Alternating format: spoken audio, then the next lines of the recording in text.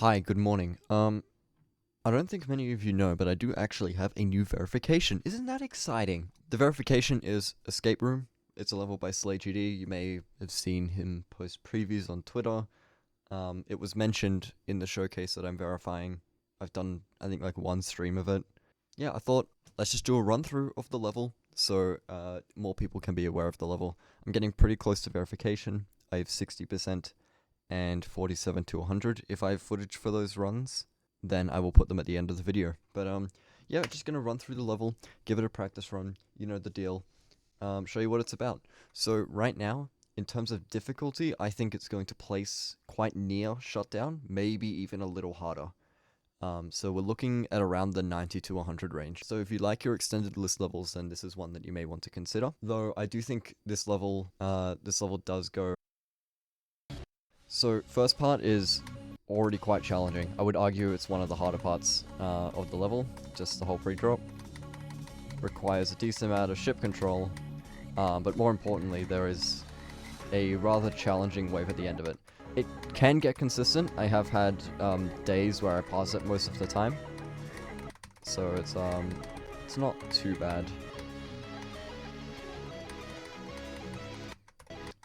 So yeah, not very low refresh rate accepting, that's the word. But I guess that's sort of expected for a level of this difficulty, which is dumb to say that a level almost not on top 100 like can't really be considered at low refresh rate. So even though the gaps do look unnatural, there is definitely a pattern to it. Alright, so that's the pre-drop. As you can see, it's like not too bad at the start. There's a couple ship movements that are difficult, especially the first couple clicks. Then the ball chills out a little bit with a couple inputs, and then it picks up again with the ship and wave. So yeah, that's the whole pre-drop.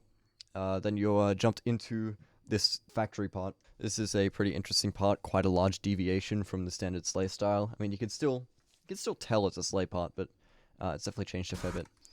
So, got some appearing spikes right here. That's stuff that you get used to. I feel like you can get away with that kind of appearing gameplay a little bit more on harder levels, just because naturally you're going to play him a lot. It's like how Limbo, like, it kind of is, but isn't a memory level, just because of the amount you'll play it, that it just kind of naturally comes to you without you thinking about it. Regarding these spikes have the same hitbox as their regular counterparts. Like, the regular big spike is the same hitbox as those thin, pointy ones. And we're back to a more standard Sley part. This time the spikes are normal, so won't be an absolute nightmare.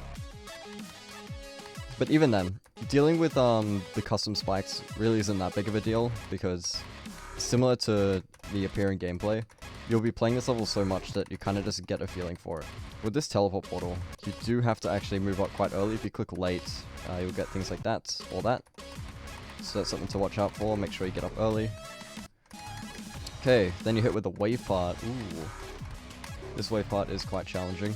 It was a fair bit easier when I first got the level, and then I buffed it.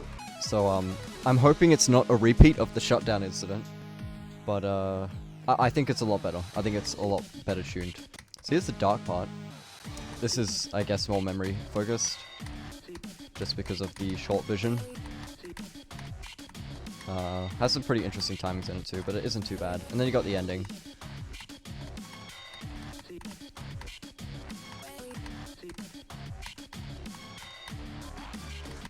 This ending is very hard. Well, at least the ending isn't too bad until you get to here, where you get a bit of a dislike at the end. Because, you know, I'm evil like that. It's funny, because I buffed the ending. But yeah, that's the whole level. I actually went through that a lot quicker than I thought I would. I'm actually enjoying this kind of thing, you know? It's actually not too bad. I thought, yeah, I'm getting better at speaking to no one, because I prefer to just do shit on stream. Which I am still speaking to no one with. Please follow me, I want people to talk with. I guess here are the runs that I've got. The 60 and 47 to 100, and like and subscribe.